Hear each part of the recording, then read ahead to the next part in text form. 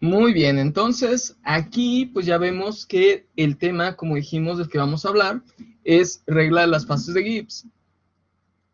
Y en él, pues, ¿qué es lo que significa todo esto de la regla de las fases de Gibbs? Porque de repente, pues, nada más sabemos que es una regla que pues nos dice el número de variables independientes con ayuda de lo que es esta ecuación que nos menciona el número de componentes, el número de fases y a ese le tenemos que sumar 2. Esta es la ecuación general que conocemos de la regla de las fases de Gibbs.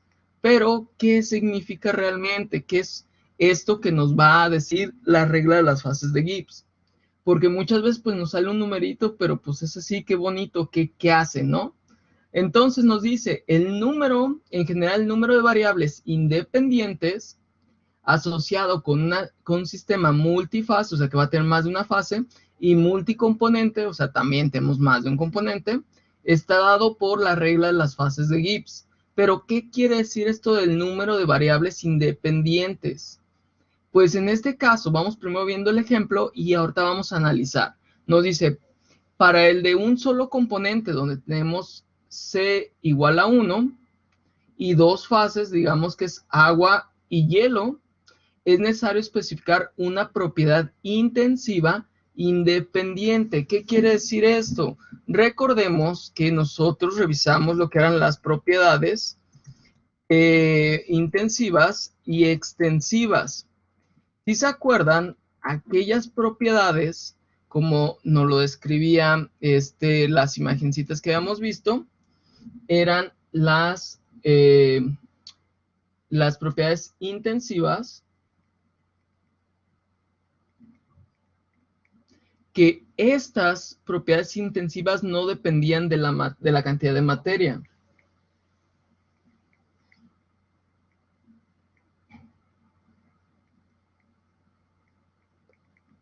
Mientras que las extensivas sí dependían.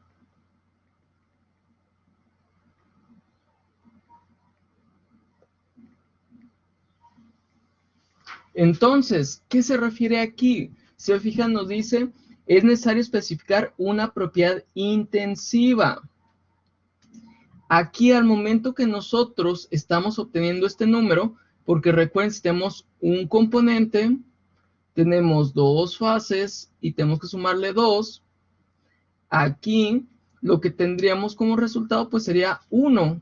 ¿Y eso qué se refiere? Pues es al componente con el que podemos estar variando sin perder ese equilibrio que estamos generando. Entonces nos dice, en el punto triple, donde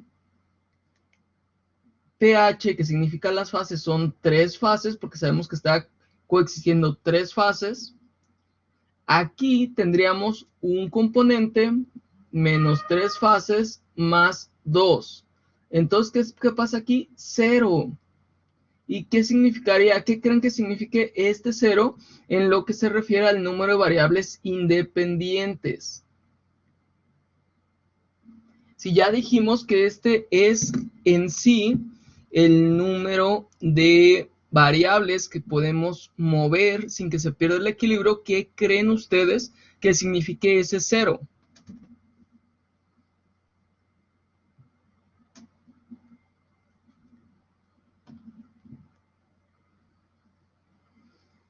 ¿Qué se les ocurre?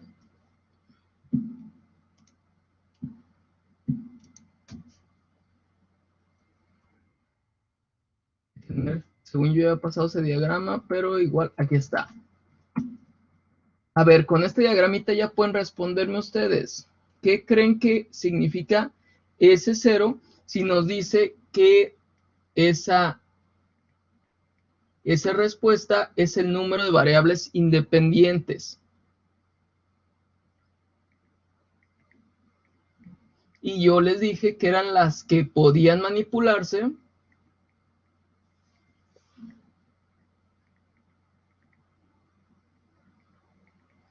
sin perder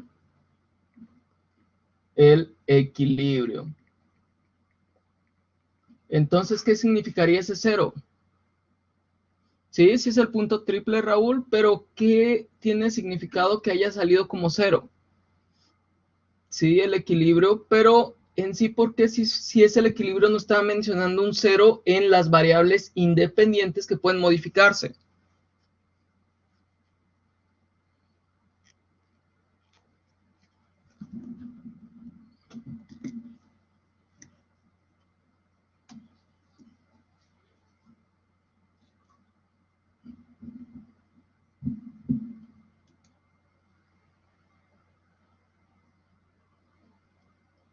Fabiola, ¿por qué crees que entonces es ese 0?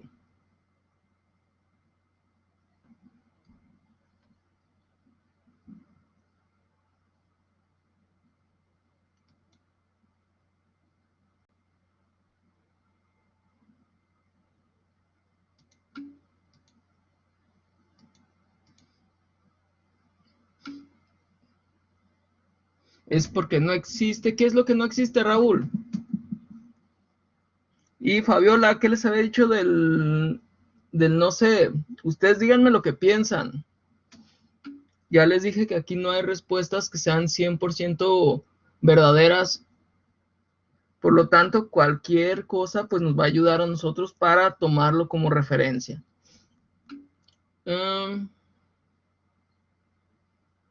Sí, no te preocupes, Raúl, no, yo estoy aquí leyendo.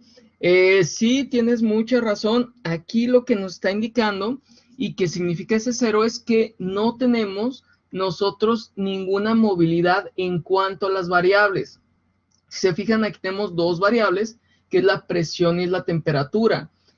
Con ellas, pues podemos nosotros movernos en la temperatura, por decir aquí de izquierda a derecha, o podemos movernos de arriba hacia abajo con lo que es la presión. Pero en el caso del punto triple, el punto triple es exacto, es a unas condiciones determinadas. Y aquí pues vemos que es a 0.006 atmósferas y 0.01 grados centígrados que viene aquí. Entonces, en este punto específico es donde tenemos el punto triple. Si nosotros nos movemos un poquito a la derecha, digamos acá, ya no tenemos el punto triple y estamos coexistiendo en vapor. Si nos movemos hacia la izquierda, ahora perdemos el punto triple y estamos coexistiendo en la fase sólida, en hielo. Pero digamos que no movemos la temperatura, pero sí la presión, pues bajamos un poquito la presión y ya nos encontramos en vapor. Subimos un poquito la presión y ya nos encontramos en la fase líquida, que es el agua. Entonces, por esa razón es que nos dice que en la fase, digo, perdón, en lo que es las fases de Gibbs, tenemos un 0 de respuesta, porque recuerden que lo que obtenemos aquí como resultado es las variables independientes, el número de variables independientes. Por lo tanto, el número de variables independientes para conservar el equilibrio en el punto triple es 0. No podemos variar nada para conservar ese punto triple. Y por otra parte, aquí cuando nos dice que tenemos un solo componente, pero tenemos dos fases, y es necesario especificar una propiedad intensiva independiente, podemos variar alguna de ellas para conservar esas condiciones. ¿Por qué? Porque aquí estamos teniendo un componente menos dos fases más dos, pues tenemos esta respuesta que es 1. Ahora vamos viendo nuestro diagramita, a ver si lo tengo acá, no. Tengo que regresarme hasta acá, mi diagrama, aquí está, y sería lo mismo, borremos esto, nos encontramos en donde coexisten dos fases. Entonces, si coexisten dos fases, digamos que sea agua y hielo. Y se acuerdan, nos decía que podemos variar una. Entonces, podemos variar una para conservar ese equilibrio, pero al momento de estar variando tenemos también límites y tenemos condiciones. ¿Por qué? Porque podemos estar en este estado y si nosotros nos movemos con la temperatura, pues entraremos a un punto donde estamos en una sola fase. En cambio, si hablamos aquí del punto crítico, pues tenemos mucho espacio para movernos. Podemos mover por todo este lado, para arriba, para todo este espacio, y vamos a seguir conservando ese estado de equilibrio entre dos fases. Igual, si seguimos toda esta línea, es una línea de equilibrio para lo que sería esta interfase entre agua y vapor, o en esta otra línea que sería otra interfase entre agua y hielo, o sólido y líquido, y aquí encontraremos también lo que es el sólido vapor. Entonces, por todas esas circunstancias nos podemos estar moviendo y podemos estar observando cambios en lo que es nuestros estados por medio de mover más bien una de las variables independientes, que son la presión o la temperatura. Entonces, esas son las condiciones o lo que nos muestra este diagrama de fases, y lo que nos muestra lo que es la regla de las fases de Gibbs. Aquí también nos dice: una sustancia pura que existe en una sola fase tendrá dos variables independientes. ¿Qué pasa aquí? Pues tendríamos una sola fase, es un componente menos una fase más 2. Aquí entonces vamos viendo, perdón, aquí se dice es 1, entonces tenemos un componente menos una fase más 2, pues aquí nos estaría dando este 0 en sí. Digo, perdón, 0. Me fui con que era el número negativo este. Tendríamos aquí entonces 2 de respuesta, y por lo tanto, aquí, ¿qué nos dice? Que podemos movernos tanto en la temperatura como en la presión, y pues no vamos a tener ningún problema. Entonces déjenme ver nada más para... No, aquí no lo tengo. Déjenme regresar, pensaba que sí lo había agregado ahí. Y pues regresando, ¿qué es lo que pasaría ahí? Tenemos un solo componente en una sola fase. Entonces podemos estar en este punto, podemos estar en este otro punto o en este otro punto, y podemos variar dos variables para seguir en la misma fase. Sin embargo, les menciono que esto va a tener ciertos límites, porque en cuanto nosotros llegamos a este punto y seguimos avanzando, ya cambió de fase, digo, de estado de agregación. Ya no sería hielo, sería agua o vapor, dependiendo de en qué punto nos encontremos y hacia dónde nos desplacemos.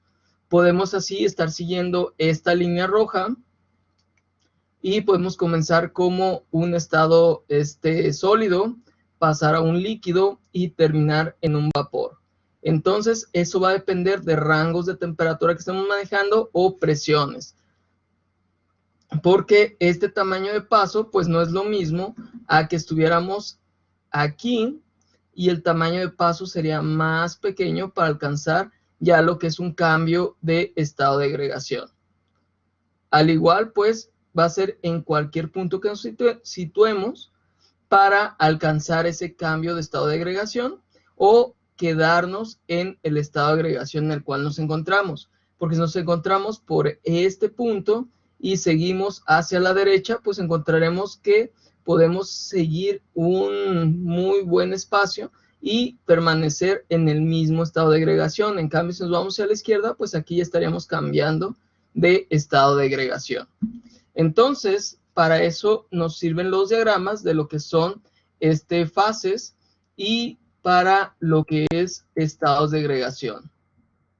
Entonces, regresando otra vez a la diapositiva, ahí pues tenemos esos ejemplos de cuando usamos lo que es la regla de las fases de Gibbs, y pues el mismo objetivo vamos a checar en lo que es aplicación en otros sistemas. ¿Por qué? Porque tenemos más de un componente. Entonces nos dice el equilibrio de fases del sistema, dos componentes, que involucra dos fases, ya sea líquido y vapor. Para dicho sistema, pues vamos a tener la misma fórmula, que va a ser, como la vimos en la diapositiva anterior, el número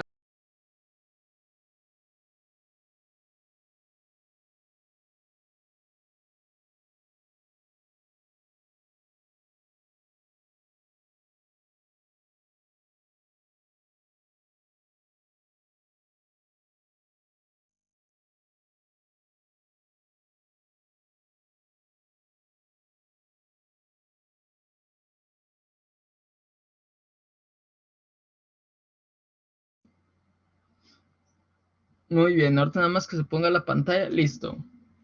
Como les mencionaba, aquí es el número de componentes menos el número de fases más 2. Por lo tanto, aquí nos menciona que son dos componentes y dos fases. Sería 2 menos 2 más 2. Pues aquí también nos daría un resultado de 2. ¿Qué quiere decir esto? Que nosotros nos podemos estar moviendo con dos variables independientes.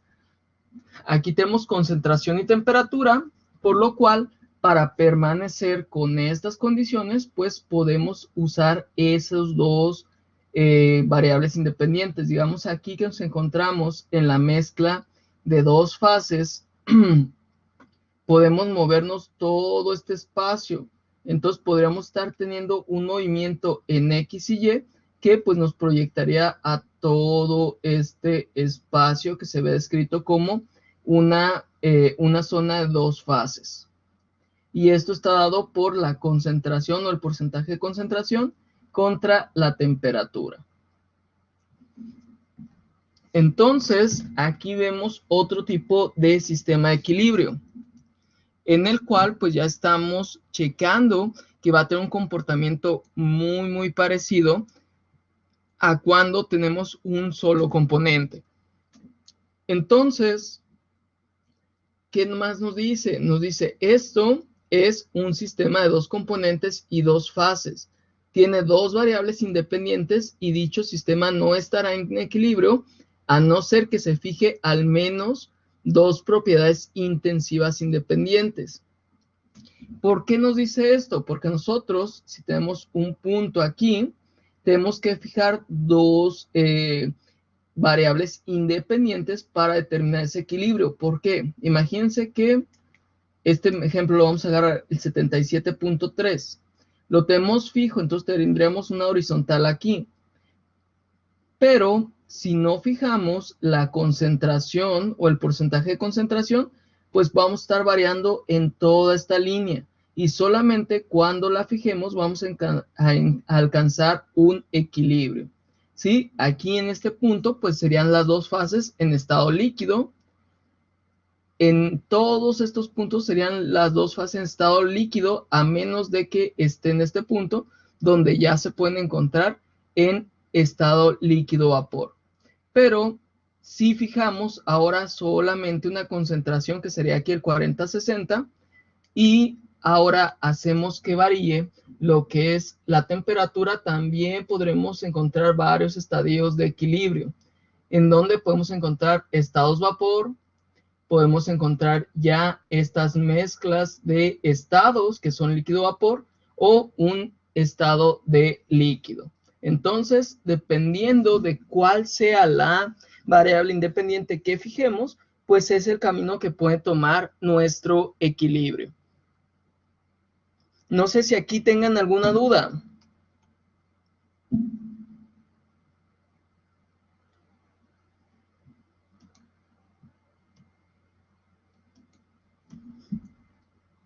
Bueno, entonces, si no tienen dudas, les pongo esta parte para que vayan copiando lo que es la fórmula, que pongan su descripción de qué es cada uno de las literales, que en este caso, pues ya saben, lo que estamos calculando es el número de variables independientes, o sea, cuántas variables podemos modificar para llegar a un equilibrio y que la estructura de la ecuación es el número de los componentes menos el número de fases y esto más 2 que nos da como resultado pues el número de variables independientes que ya habíamos descrito.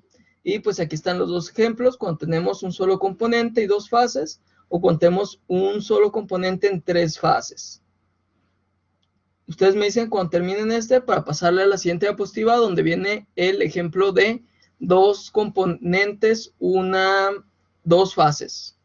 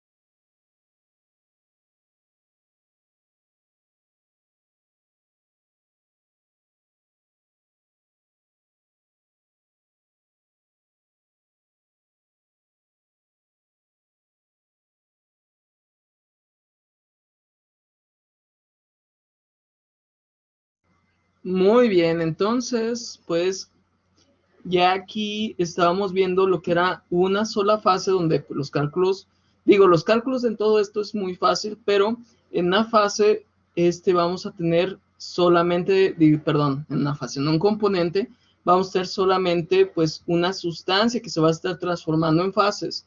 Pero ahora cuando hablamos de dos componentes, vamos a estar hablando que una de las variables independientes que vamos a tomar en cuenta es la concentración de cada uno de los componentes. Pero pues estos si son, por así decirlo, bicomponente del sistema, va a ser muy sencillo llevar el seguimiento, porque conforme vaya variando la concentración de uno de los compuestos que tenemos o de los componentes, vamos a tener una variación ya determinada para el segundo componente. Entonces, aquí sería el siguiente ejemplo donde vemos esta respuesta. Y en este diagramita es donde lo tenemos. Vamos a tomar en cuenta siempre el más volátil.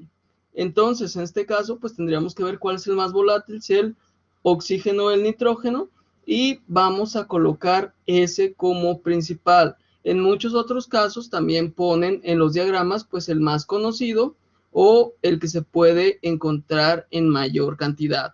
Entonces, depende de también los autores, pues será como presenten este tipo de diagramas. Aquí vemos que el principal que está nombrando, pues es el oxígeno, que viene de 0 a 100%, mientras que el nitrógeno se describe como la resta de 100% menos la concentración que estemos manejando. Entonces, ejemplo, aquí vamos a encontrar 40% de oxígeno y por lo tanto 60% de nitrógeno.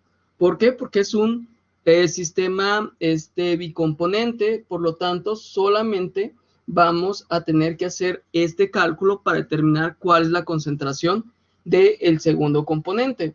Y aquí lo que estaríamos realizando es ese tipo de manejo de variables independientes. Entonces, por eso es que nos da como resultado dos variables independientes que podemos manejar para encontrar un equilibrio. Entonces, pues ahí ya tienen para que hagan sus apuntes, que pongan las cosas importantes que se verificaron con este diagrama y cómo podemos estar variando una de las dos variables o inclusive las dos variables para encontrar un equilibrio. Entonces, ustedes hagan sus apuntes y cuando hayan terminado me dicen.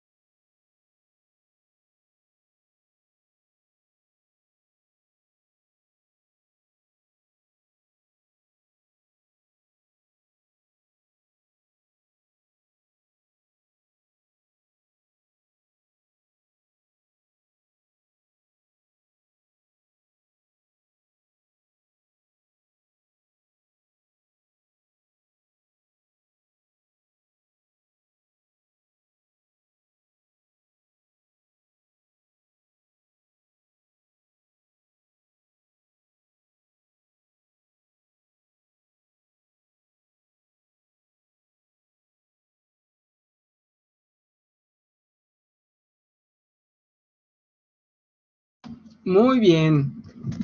Qué bueno que ya está esta parte. Y pues vamos checando también un pequeño video sobre lo que es esta parte de la energía libre Gibbs, que pues es algo que se utiliza mucho en la química.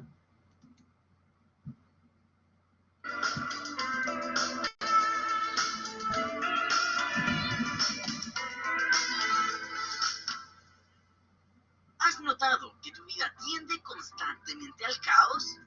Por ejemplo, si ordenas tu habitación, esta no tarda en volver al desorden. O si planeas organizar todos tus trabajos y hacerlos a tiempo, estos se juntan y todo se hace a último minuto. En nuestra vida en general aumentan las catástrofes y el desorden, lo que hace parecer que estamos en un constante caos. La explicación a esto se reduce a un concepto termodinámico, la entropía. La termodinámica, por definirla de una manera muy simple, fija su atención en el interior de los sistemas físicos, en los intercambios de energía en forma de calor que se llevan a cabo entre un sistema y otro, y tiene sus propias leyes. La segunda ley de la termodinámica fue enunciada por S. Carnot en 1824. Se puede enunciar de muchas formas, pero una sencilla y precisa es la siguiente. La evolución espontánea de un sistema aislado se traduce siempre en un aumento de la entropía.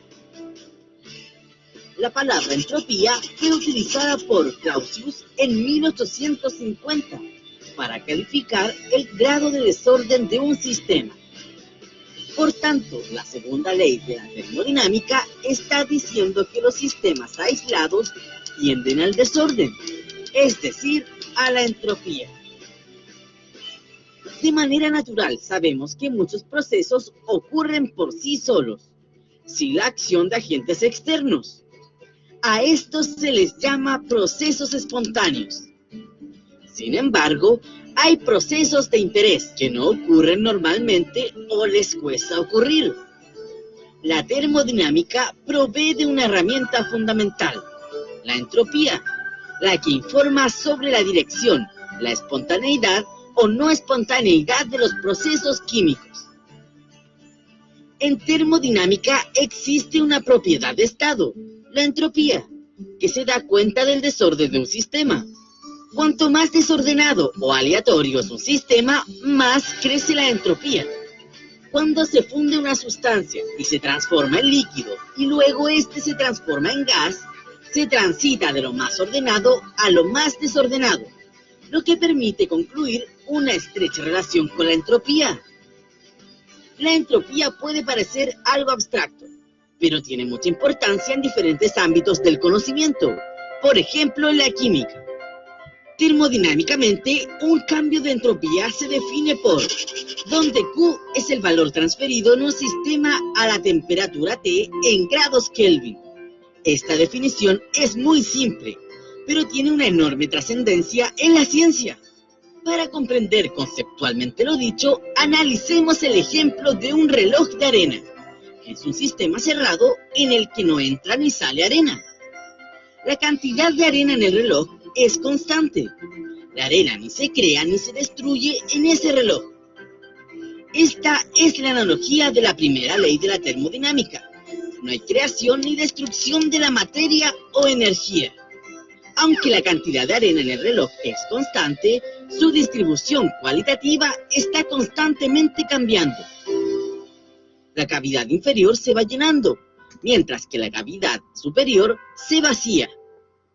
Esta es la analogía de la segunda ley de la termodinámica, en la que la entropía, que es la arena de la cavidad inferior, aumenta constantemente. La arena de la cavidad superior, es decir, la de menor entropía, es capaz de hacer un trabajo mientras cae, como el agua en la parte superior de las cataratas.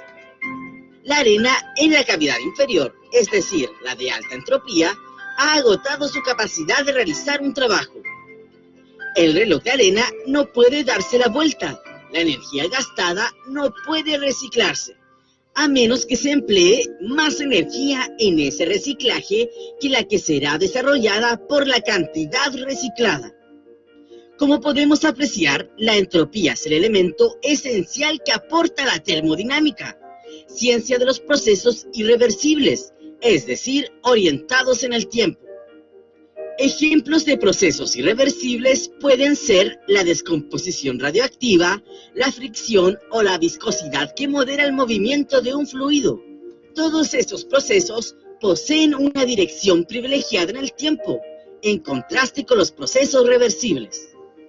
Precisamente, la distinción entre procesos reversibles e irreversibles la introduce en termodinámica el concepto de entropía, que Clausius asocia ya en 1865 al segundo principio de la termodinámica. Todos hemos visto alguna vez un plato que se cae desde una mesa y se hace añicos contra el suelo. Lo que antes estaba ordenado en una única pieza de porcelana se convierte en una multitud de fragmentos desordenados. Pero la situación contraria, es decir, la recomposición de un plato a partir de sus fragmentos de manera espontánea, al menos que se sepa, no la ha visto nadie. La ruptura del plato es un suceso natural e irreversible, una sustancia temporal adecuada. Su recomposición, en cambio, no lo es. Es la evolución natural del orden al desorden, o en términos científicos, la natural tendencia del universo a aumentar su entropía. Los científicos, al realizar sus investigaciones, no pueden realizar sus ensayos de manera improvisada, mezclando distintas sustancias, pues el manejo de estas sin planificación podría poner en riesgo su integridad física y la de los demás. Por lo tanto, adquiere especial relevancia predecir si una reacción ocurrirá en algunas condiciones, es decir, determinar la espontaneidad de la reacción. De acuerdo a la segunda ley de la termodinámica, una reacción será espontánea siempre y cuando la entropía del universo aumente, por lo que para predecir la espontaneidad de una reacción, deberíamos conocer tanto la entropía del sistema como la entropía del entorno. Sin embargo, esta última es muy difícil de medir. Sin embargo, favorablemente, la entropía del entorno está relacionada con la entalpía del sistema, lo que fue propuesto por J. William Gibbs, quien introdujo una magnitud denominada energía libre de Gibbs. Esta función de estado se relaciona con la energía útil que posee el sistema para realizar trabajo y determina si una reacción es espontánea en un sentido o en el sentido inverso. Por lo tanto, la energía libre de Gibbs corresponde a la expresión G es igual H menos TS. Todos tenemos una cierta idea de lo que significa el orden y el desorden, pero desconocemos que el paso de una situación a la otra implica, de forma indefectible, el final de todo movimiento, la muerte del universo. Nos vemos en otra teleclases. Muy bien, entonces este video, está muy informativo en cuanto a cómo se relaciona la entropía también con la energía libre de Gibbs, y con esto pues tiene relación con la regla de los estados de las fases de Gibbs.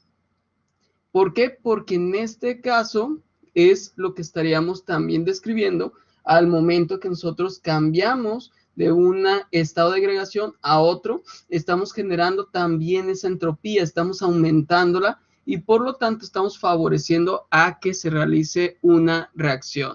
Entonces todos estos temas tienen relación y aún así cuando vean de este tipo de temas y vean que de repente pues no tienen mucha relación, no tienen mucha lógica de relacionarse un tema con otro, podemos encontrar que en la profundidad del tema se van a ver estas relaciones, ¿sí? ¿Por qué? Porque esto ya también lo vemos que aquí solamente nos menciona cómo podemos jugar con las variables para encontrar un equilibrio. Sin embargo, pues el equilibrio también va a estar afectado por esta entropía. Ya que se genera demasiada entropía, pues el equilibrio tenderá a ser distinto. Entonces, aquí vamos viendo estas definiciones y pues con ello vamos dándonos una idea del comportamiento de lo que es los materiales. Entonces, ¿qué más nos dice aquí cuando tenemos un sistema bicomponente? nos dice que la fracción molar de un componente difiere cuando éste se encuentra en fases diferentes. ¿Por qué? Digamos aquí que tenemos nosotros dos componentes en los cuales pues los tenemos en una pecerita que voy a dibujar nada más así como de ejemplo, dice que una pecera, tenemos una fase líquida y una fase vapor.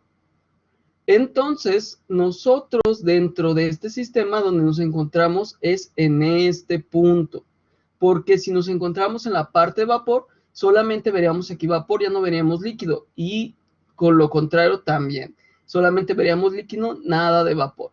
Pero si vemos que existen dos fases, nos encontramos entonces en este ojo en el cual pues tenemos ese sistema bifásico, y en este caso bicomponente.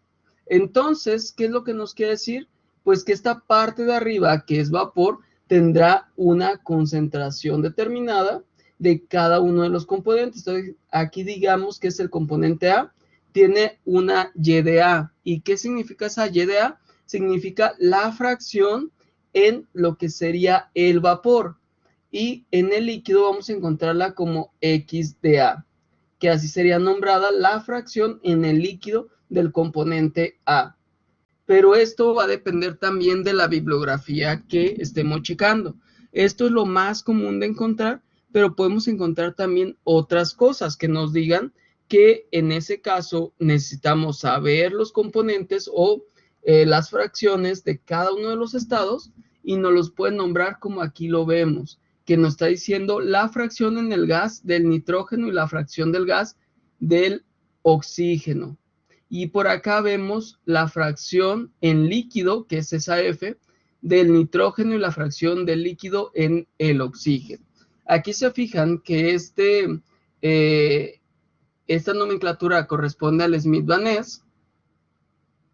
Vamos a checarla que para todo usa Y. Sin embargo, en otras nomenclaturas, como ahí sí es el Zengel, usa dependiendo de lo que se esté hablando. Si es para líquido, pues usará una X, subíndice del componente que está hablando. Y para lo que es vapor, usará una Y con subíndice del componente que estemos hablando. Eso es lo que vamos a encontrar en los diferentes libros. Puede que también usen otro tipo de nomenclatura, pero eso va a depender de qué bibliografía estén checando.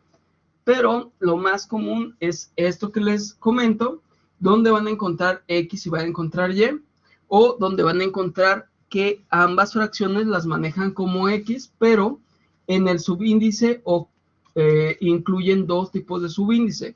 Por una parte, el subíndice que nos habla de qué fase es, y otro de qué componente estamos hablando. Entonces, así sería como estaríamos variando este tipo de, por así decirlo, en nomenclaturas. Entonces, con estos puntos, podemos ya empezar a hablar de lo que serían este tipo de problemas. Entonces, nos menciona, lo anterior se ilustra la figura para la mezcla de dos fases de oxígeno y nitrógeno, que pues ya vimos que es esta, bajo una presión de 0.1 megapascales. Entonces aquí, ¿qué es lo importante? Que es oxígeno, nitrógeno, que se encuentra en una presión de 0.1 megapascales. Nos dice, en este diagrama la línea de vapor representa la composición en equilibrio de la fase vapor a diferentes temperaturas. La línea de líquido representa lo mismo para la fase líquida. ¿Qué quiere decir hasta aquí? Que esta línea, que es la línea de líquido, déjenme ponerlo con un subrayado para que sepan cuál es. Esta línea, bueno, ahí más o menos, que no me salió muy bien dibujada, pero toda esta línea, lo que nos está diciendo es la línea de vapor, que sería nada más la de arriba, que es lo mismo para cualquiera, representa la composición en equilibrio de la fase de vapor a diferentes temperaturas. Entonces, aquí, ¿qué vamos a tener? Fíjense bien.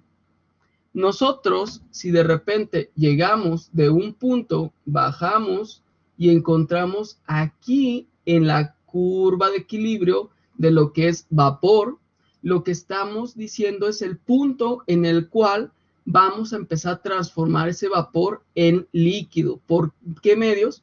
Por bajar su temperatura. Si siguiéramos este camino vertical.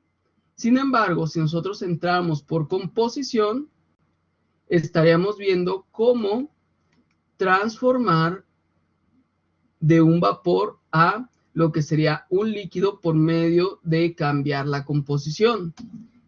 Entonces, como lo ven aquí, depende de hacia dónde nos movamos para ver los efectos. Es lo mismo que pasaría si de aquí nos movemos de 77.3, aumentando su temperatura, pues vamos a llegar en el punto, que sería más o menos aquí, estaríamos hablando de que es como en 79.5, donde ya estaríamos transformando ese líquido en vapor. Después de esos 79.5, ya sabemos que se va a transformar en vapor. No sabemos que sea la totalidad, pero sí sabemos que se va a empezar a transformar. Entonces, eso es lo que vamos a conocer después, que ya lleguemos a ese punto, como el punto de ebullición, cuando un líquido se transforma en un vapor, y el punto de ¿cómo se llama? De condensación o punto de rocío, cuando tenemos de un vapor hacia un líquido, que sería este otro ejemplo que teníamos acá arriba, Entonces aquí vamos a tener la transformación de un vapor hacia un líquido, que sea una condensación o un punto de rocío. Entonces, para este ejemplo nos dice, a 84 kelvins, la fracción molar son 30% de nitrógeno y 70% de oxígeno en la fase líquida, y 66% de nitrógeno y 34% de oxígeno en la fase vapor. Vamos viendo cómo obtuvieron esto. Para eso vamos a sacar otro colorcito y nos dice a 84 grados Kelvin. Y curiosamente esta flecha es la 84 grados Kelvin. Entonces estaríamos más o menos aquí. Y nos dice, a esas condiciones, las fracciones molares son 30% de nitrógeno. Aquí está, 30% de nitrógeno, ¿no es cierto?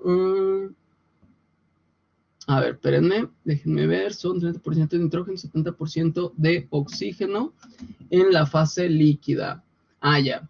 Entonces nos vamos a mover porque nos pide fase líquida. Aquí, fíjense, es muy importante ver qué fase nos está hablando. Fase vapor va a ser esta curva de arriba. Fase líquida va a ser la curva de abajo. Entonces, si a mí dice 84 grados centígrados, yo le voy a seguir aquí, hasta toparme con la que es de fase vapor. Entonces, si yo bajo, voy a encontrar este punto. Y ahora sí, puedo constatar esto que me dice. Porque si yo bajara aquí simplemente por la que es de líquido, me llevaría como a 30 y tantos de lo que es líquido y 34, 35 de oxígeno, mientras que es como 65, 66 de nitrógeno, que no corresponde a esta parte, pero sí corresponde a la fase de vapor.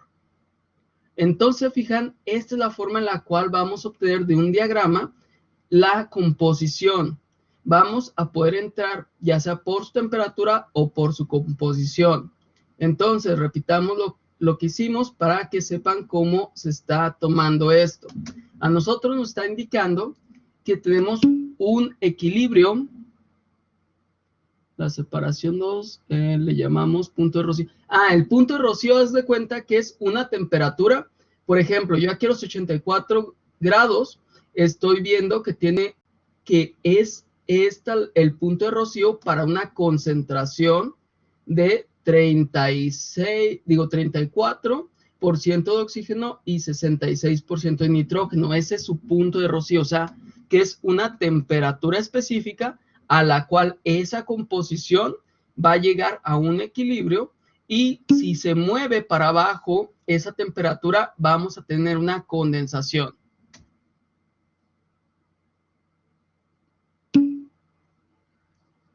En esa segunda pregunta no la entendí, donde dices, y así como tiene el diagrama, es igual, pero con nombres diferentes. O sea, ¿te refieres a que si yo le sigo esta línea, me topo con este punto? Ese sí tiene un nombre diferente, porque este sería llamado punto de ebullición.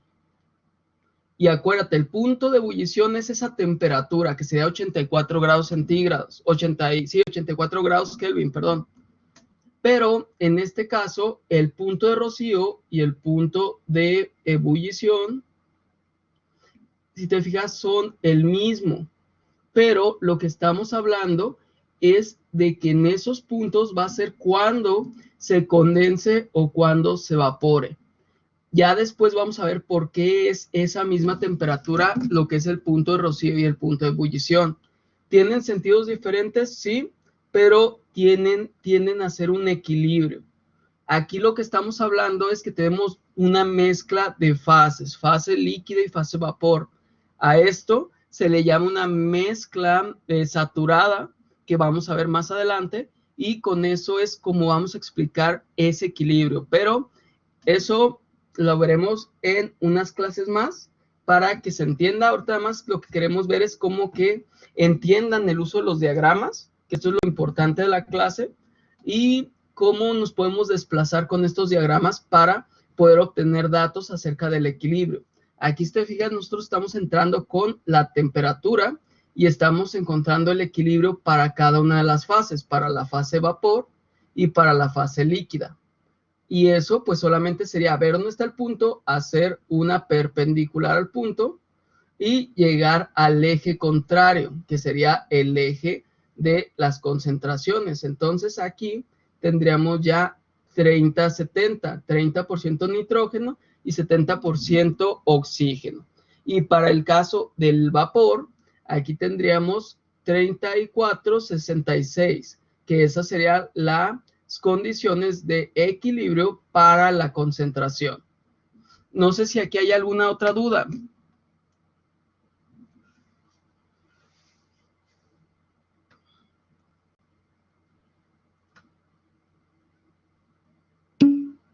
Muy bien. Otra cosa, de repente ahorita ya vi que me habían dejado hace días unos mensajes en lo que es, bueno, en este caso Blackboard. Saben que desde el cuatri pasado me ha estado fallando eso, los mensajes, y de repente no me los muestra hasta, pues ahorita es casi una semana después, me mostró los mensajes. Una disculpa por no contestárselos, pero la verdad no me los muestra. Yo entro a las clases y me sale el buzón que dice que si tiene mensajes nuevos o no, y la verdad hasta ahorita me salieron unos. Yo dije, pues me dejaron algún mensaje, y no, pues eran desde la semana pasada. Y así también me pasó lo que fue el cuatri pasado, donde pues, los chavos me mandaban mensajes para preguntarme algo ya así como que específico de una clase, y pues yo lo veía hasta 3 clases después porque no me llegaban los mensajes. Y les digo, como que es problema de Blackboard, porque literalmente no se muestran. Tú te metes a los mensajes y no tienes ningún mensaje ahí, y de repente te metes 10 después y ya está un mensaje que te había llegado, no sé, hace 5 días. Entonces, por esa parte les pido una disculpa, y sí les recomendaría que si van a tener alguna pregunta, mejor lo hagan por otros medios que sean más fáciles, para que también no piensen que no les estoy contestando.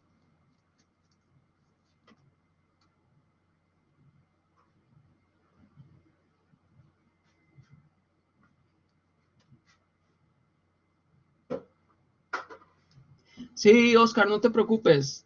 Tú, échale ganas. Yo sé que ahorita, pues sí, muchos estamos sufriendo todo esto, ya sea por servicios de internet o por servicios de las plataformas.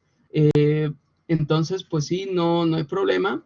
Cualquier duda que tengas, pues me lo puedes decir, y pues ya vemos cómo hacer este tiempo para contestar esas dudas que tengas. También ya sabes que ahí están los videos para que puedas checarlos. Los puedes ir checando también poco a poco. Si quieres, hasta los puedes descargar. Creo que ahí les da la opción de descargarlos. Y pues los puedes estar cargando para estar verificando datos que pues de repente en un rato libre que tengas, pues estar verificando esto. Entonces no te preocupes, cualquier duda que tengas ya sabes. Y pues en cuanto a esto, les digo que solamente es pues para encontrar cómo se da el equilibrio en estos sistemas que van a ser bifásicos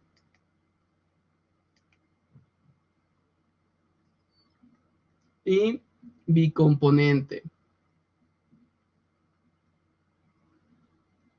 Entonces, estos son los ejemplos y ahí pues pueden verlo. Muy bien, excelente, Oscar. Entonces, pues les dejo esto para que hagan sus apuntes. De aquí lo que tiene que ver con el problema es esto que les voy a subrayar.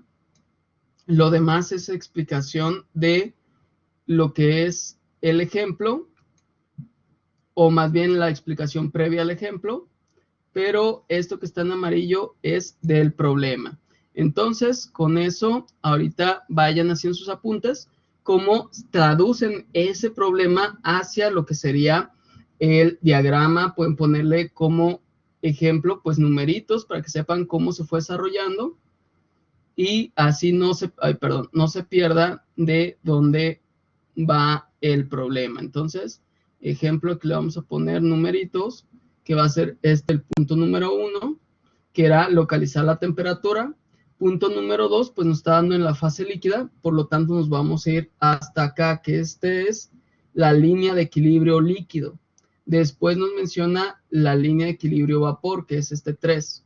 Y ahí sería como estuvimos resolviendo el problema. Entonces, apúntenlo y cuando terminen me dicen.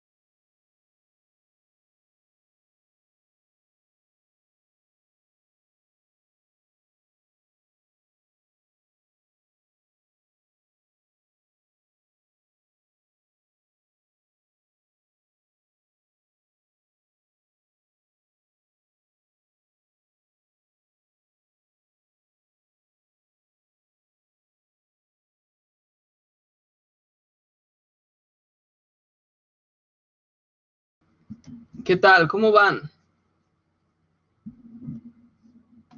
Ya me lo profe.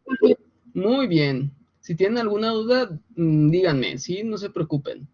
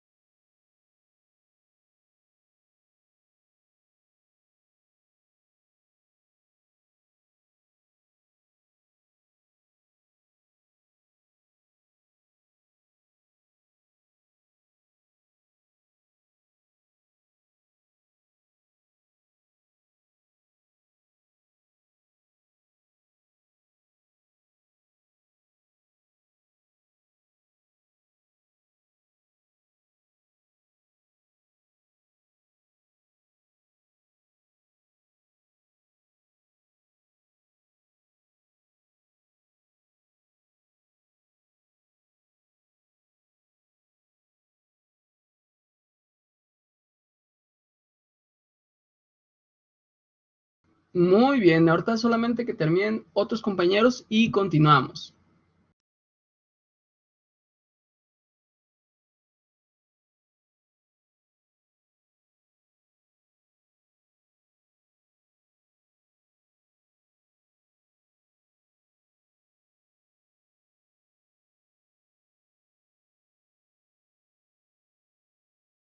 Excelente, entonces continuamos con la clase.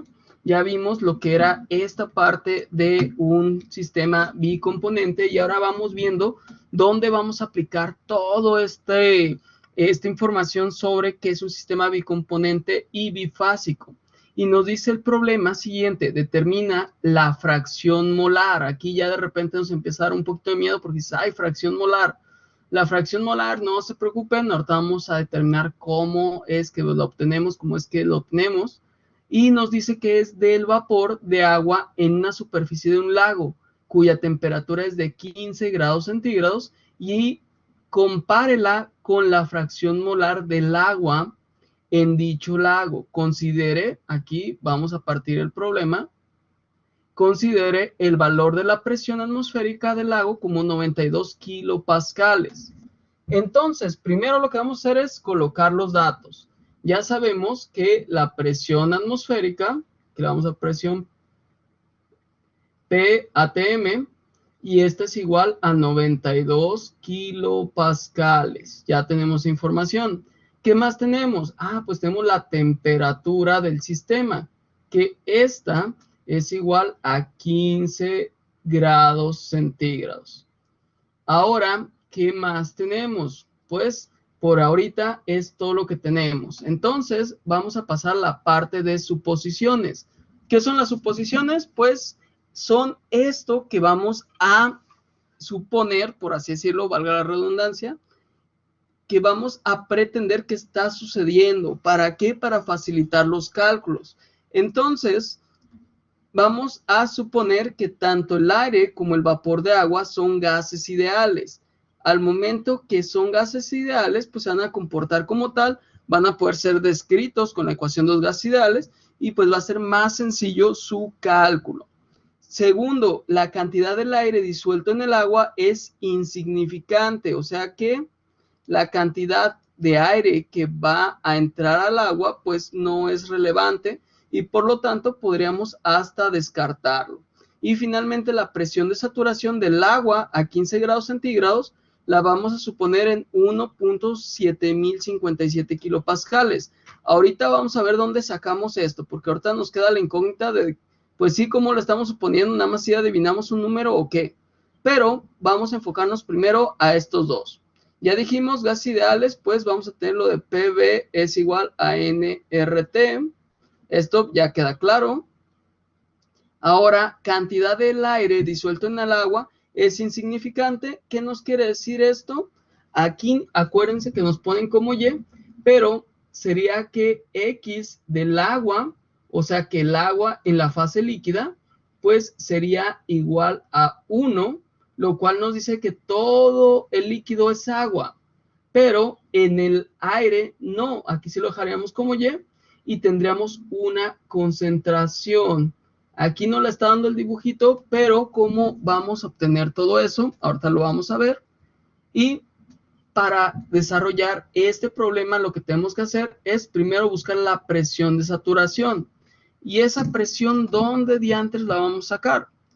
Pues muy fácil. En el Cengel vienen unas tablas que se usan para esto. Déjenme ver dónde están. Aquí están. Les voy a mostrar de las tablas del Cengel. Aquí tenemos, estas son de las tablas del Cengel y a las que nos vamos a enfocar nosotros son a las tablas A4. Entonces vamos a irnos rápidamente hasta la tabla A4. Y aquí está.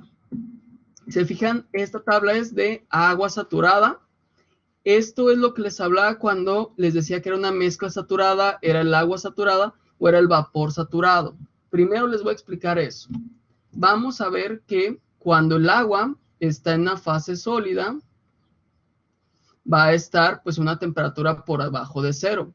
Conforme vamos aumentando, vamos a llegar a un punto en donde va esto a llegar a los 0 grados centígrados y ahí va a existir un sistema bifásico, donde va a coexistir el sólido y el líquido. Entonces, una vez que supera los 0 grados centígrados, ya no va a ser sólido, sino que va a ser líquido. Y este va a subir hasta los 100 grados centígrados y ahí va a coexistir también dos fases, en el cual vamos a encontrar líquido, vapor. Una vez que supera los 100 grados centígrados, pues solamente se va a encontrar como vapor. Entonces, ¿qué es lo que pasa aquí? En esta parte donde tenemos una mezcla de sólido líquido, pues vamos a llamarlo que va a ser una mezcla bifásica, bicomponente. No, perdón, bifásica está bien, porque son dos fases, es fase sólida, líquida, bicomponentes cuando hablamos de más de un componente, en este caso solamente es agua. Entonces es bifásica, mientras que aquí también lo va a hacer, pero aquí lleva un nombre muy conocido que es mezcla saturada. Y cuando llegamos a estos puntos, aquí tendremos que nos encontramos a los 100 grados centígrados, pero nos encontramos con todo en vapor, y a esto se le llama vapor saturado. Mientras que a este otro punto de aquí, vamos a tener todo en líquido a 100 grados centígrados y será líquido saturado. Pero si a eso se llama líquido saturado, ¿cómo se le llama a este líquido que se encuentra en estos puntos? A este líquido se le llama líquido subenfriado o líquido comprimido. Podemos encontrarla inclusive con otros nombres, pero eso es lo que representa cada parte. Entonces, cuando hablemos de un líquido saturado, es aquel líquido que ya llegó a la temperatura de ebullición. No es que esté en los 100 grados centígrados, sino que esté en la temperatura de ebullición. Porque recuerden que la temperatura de ebullición va a cambiar dependiendo la presión. Entonces, un líquido que sea saturado va a ser aquel líquido que se encuentre a su temperatura de ebullición en esa presión en la que se encuentra. Y el vapor saturado va a ser el vapor que se encuentra en la temperatura de saturación o que se encuentra en esa temperatura, para este ejemplo, de 100 grados centígrados cuando se encuentra a una atmósfera de presión. ¿Por qué pasa esto? Nosotros, cuando vamos a cambiar de estado un líquido, imagínense que tenemos aquí un vasito de agua, lo podemos a calentar, vamos a ver que se empieza a evaporar poco a poco toda esa agua. Entonces, después de un rato, pues ya tendremos seco el vaso y ya no va a haber agua. Pero ¿qué es lo que pasó en estos dos puntos? Nosotros vamos a empezar a poner energía en forma de calor, y ese calor, ¿qué es lo que va a hacer? Pues aumentar la energía cinética de las moléculas de líquido. Por lo tanto, van a salir disparadas y pues vamos a empezar a perder masa porque se evaporó.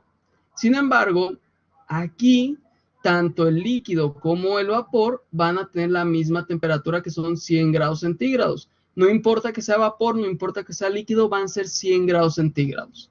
Entonces, al final de cuentas, si aquí queda una sola gota, el vapor que salió o el vapor que sigue saliendo de lo que ya se evaporó va a seguir estando a los 100 grados centígrados. No va a poder cambiar de temperatura hasta que no se haya evaporado todo el líquido. ¿Por qué? Porque toda la energía se va a concentrar en estar cambiando de estado de agregación a esta sola gota que queda. Entonces toda la energía se va a ir a esa gota. Cuando se haya evaporado, ahora sí, si el sistema es un sistema, por así decirlo, cerrado, va a concentrar esa energía en aumentar la temperatura del vapor. Pero hasta que se haya terminado toda el agua. Si no ha terminado todo el agua, así queda una sola gota, no va a cambiar la temperatura de lo que sería el vapor. Y ya cuando estamos hablando de un vapor que está a altas temperaturas, llamamos vapor sobrecalentado.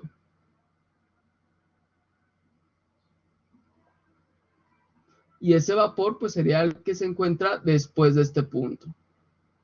También, ¿con qué otro nombre lo vamos a encontrar ese vapor? Con el nombre de gas.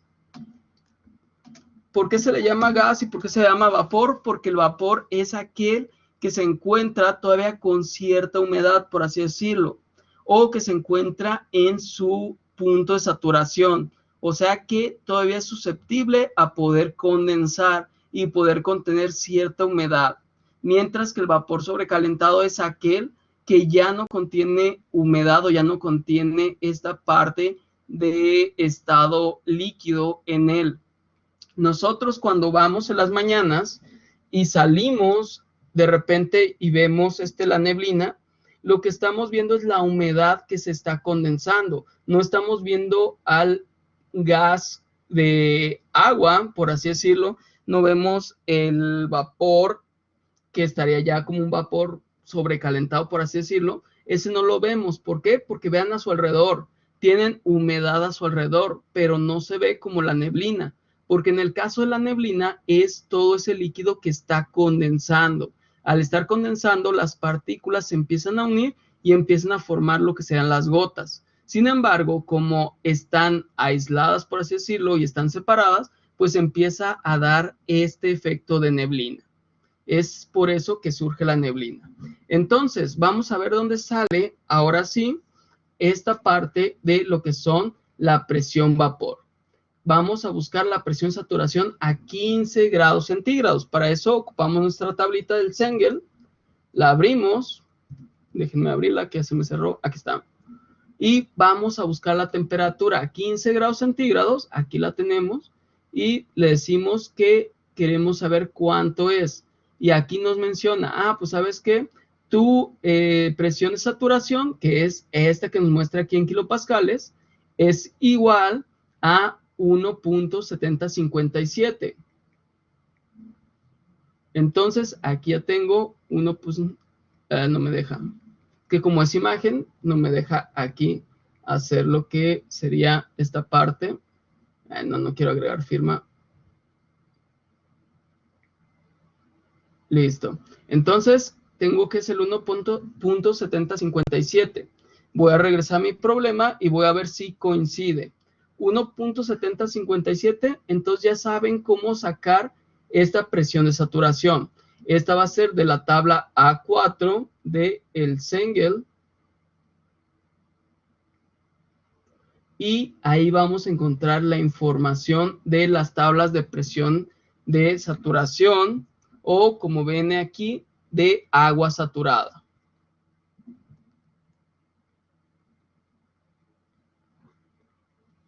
Entonces de ahí vamos a sacar esta información y con ella vamos a hacer uso de esta fórmula, que la verdadera fórmula sería la presión es igual a presión vapor entre, no, perdón, ya, esto es un despeje que les iba a poner, pero no, la ecuación pues es esta, que nos dice la fracción de vapor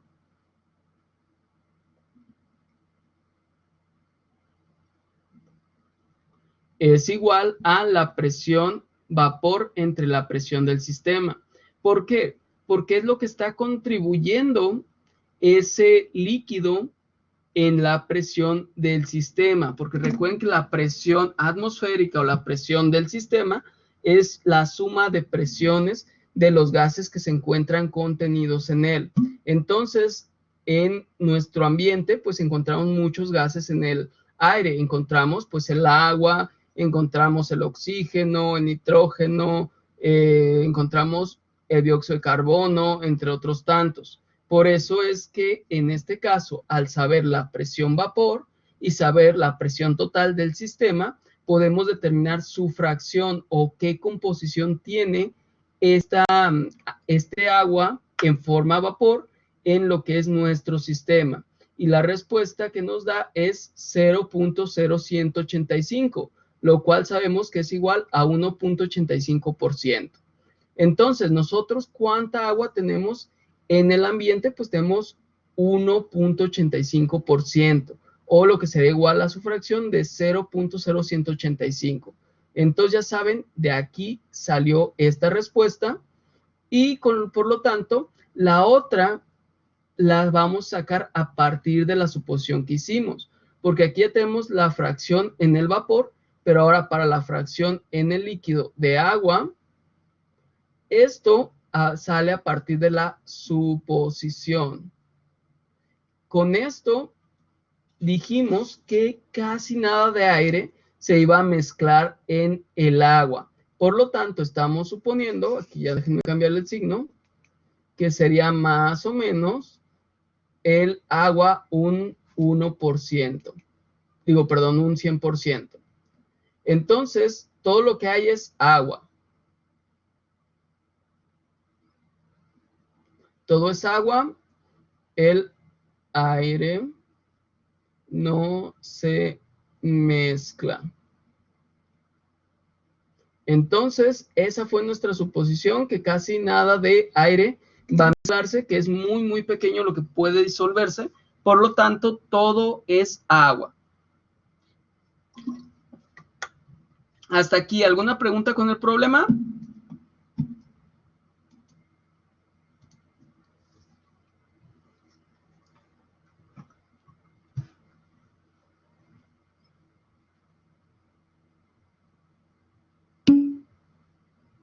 Muy bien, entonces aquí ya saben qué hicimos. Sacamos la fracción de lo que sería el agua en el aire o en la fase vapor, por medio de la relación de la presión vapor del agua, que en este caso es cuánta agua se está evaporando a una temperatura de 15 grados centígrados. Pues eso lo podemos sacar por medio de la presión de saturación. La presión saturación lo que nos dice es cuánta presión se va a generar por el agua que se está evaporando a los 15 grados centígrados. Entonces, con eso relacionamos y obtenemos la fracción de vapor que representa el agua en el sistema. Entonces, vayan anotando ese ejemplo. Les paso en la diapositiva anterior donde viene el ejemplo completo para que anoten cuál es el procedimiento, o más bien cuál es el problema que tenemos que resolver. Entonces, aquí viene el problema, es esta parte, y anoten también pues las suposiciones que se hicieron. Una vez que terminen de pasar esto, me dicen para continuar con la siguiente diapositiva donde viene el resultado.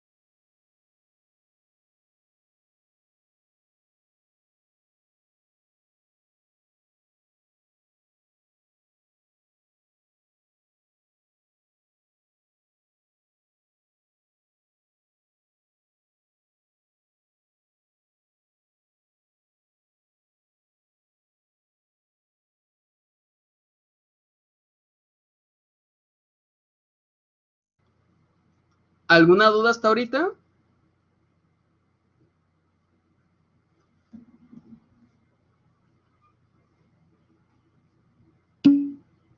Muy bien. De aquí acuérdense que esto de los gases ideales no es tanto la ecuación, sino es lo que manejamos de la fracción. Por eso es que podemos utilizar esa ecuación de Y es igual a presión vapor entre presión del sistema. Porque pues viene a partir de la suposición de los gases ideales.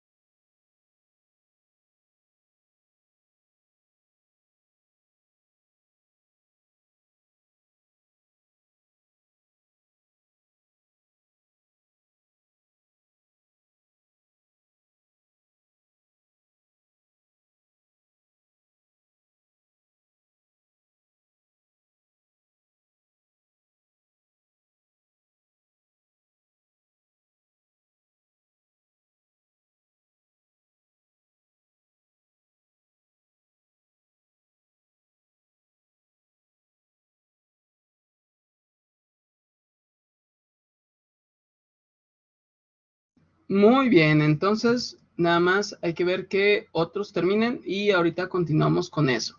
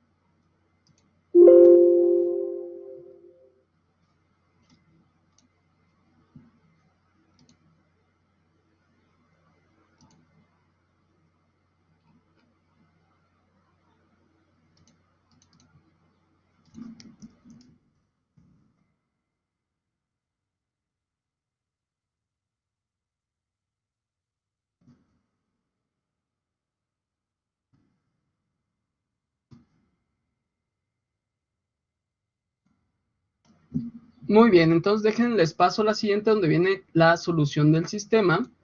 Y pues aquí ya tenemos el desarrollo. Esto de arriba espero no les incomode, pero sí quisiera que por lo menos trataran de hacer la anotación. Déjenme les separo cuál es cada cosa, porque ahí de repente se ven muchas líneas. Entonces les voy a marcar cuál es el camino que sigue el agua para evolucionar desde lo que es el sólido hasta lo que es el vapor.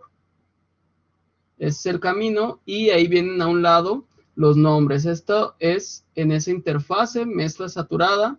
Esta es una bifásica. Y pues lo demás son los nombres que reciben cada punto.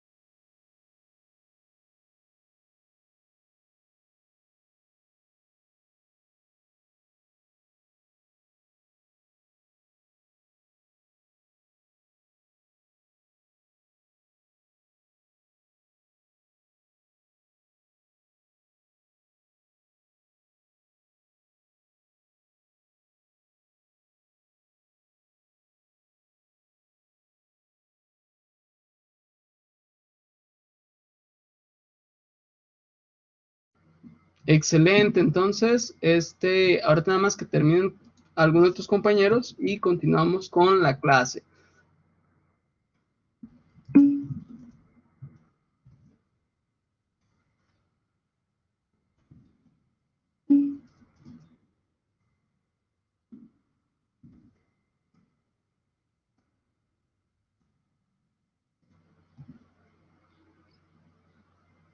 Muy bien, entonces pues ya tenemos este punto donde determinamos tanto la presencia de lo que sería el agua en el estado líquido como en el estado vapor.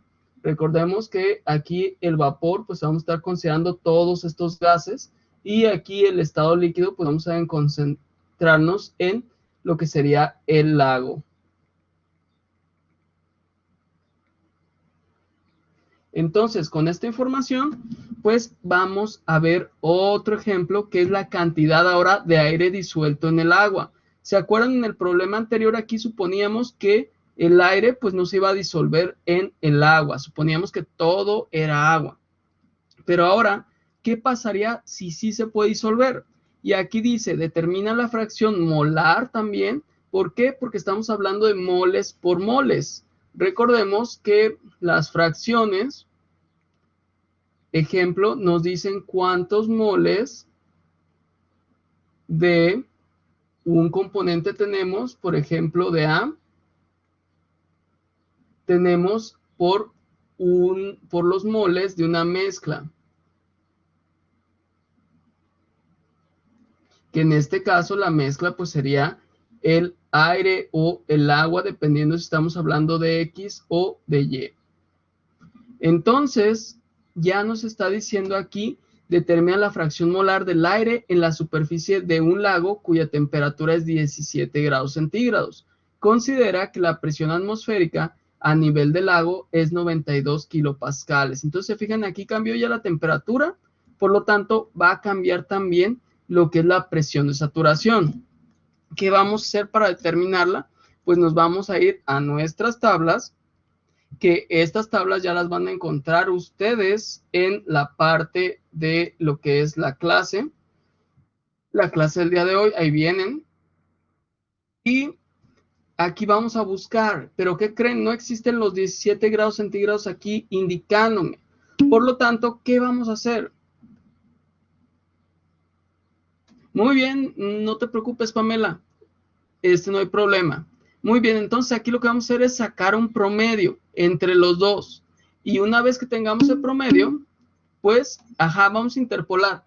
Pero para interpolar necesitaríamos sacar todos estos datos. Pero algo que podemos hacer así rápido es sacar un promedio y tendríamos también una respuesta aproximada. Y eso lo podemos comparar aquí 1.7057, 2.33.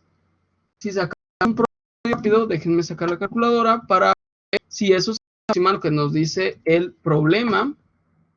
Vamos checando y tenemos 1.7057 más 2.3392 entre 2 y tenemos 2.02. ¿Se fijan? Sí es distinto, pero es muy próximo. Estamos hablando de 6 centésimas de diferencia. Por lo tanto, se pueden usar cualquiera de los dos. Nos va a dar un resultado muy parecido. Entonces, aquí esto sería lo que estaríamos midiendo nosotros, que como ven, llega aquí en medio. ¿Por qué es la diferencia? Porque aquí en el promedio estaríamos sacando para 17.5, por eso es la diferencia de las 6 centésimas. Pero aquí también vamos a encontrar otra necesidad, que es la constante de Henry, que nos las da aquí mismo el problema, 62,000 bars. Entonces, ¿qué es lo que vamos a hacer? Con esto vamos a hacer primero transformaciones. Nosotros tenemos que la presión saturación es 1.96 kilopascales. Y eso, para sacar la presión parcial del aire seco, necesitamos restar la presión vapor. Bueno, más bien, la presión vapor la necesitamos restar de la presión del sistema. Entonces, la presión del sistema es positiva, presión vapor es negativa. Y serían 92, que es la presión de nuestro sistema, menos 1.96. Y esto, pues, nos daría una presión de 90.04 kilopascales. Aquí quiero que vean algo muy bien. La presión, la constante Henry, nos la está dando en bars. Por lo tanto, tenemos nosotros que transformar estos bars en kilopascales o los kilopascales en bars. Aquí pues nos resulta más sencillo transformar estos kilopascales en bars, que solamente tenemos que dividir entre 100 y pues tendríamos 0.9004 bars. Ahora vamos a usar lo que es la ecuación donde necesitamos de la constante de Henry. Y esto es del aire seco en el lado líquido, o sea, cuando un gas se difunde en un líquido. Entonces le voy a poner aquí gas en líquido. Y para esto es la ecuación de Henry. Entonces vamos a poner la presión del aire seco, que es esta que terminamos acá arriba, entre la constante de Henry, que es una relación, y obtendremos finalmente lo que es esa fracción, la fracción del aire seco en el líquido, y se fijan, es muy, muy pequeña. Por eso es que suponíamos en el problema anterior que era insignificante y por lo tanto todo iba a ser líquido. Entonces, aquí ya vimos también cómo se aplica la ley de Henry de lo que es la difusión de aire seco o de gas en un líquido. Entonces, ¿hasta aquí alguna duda?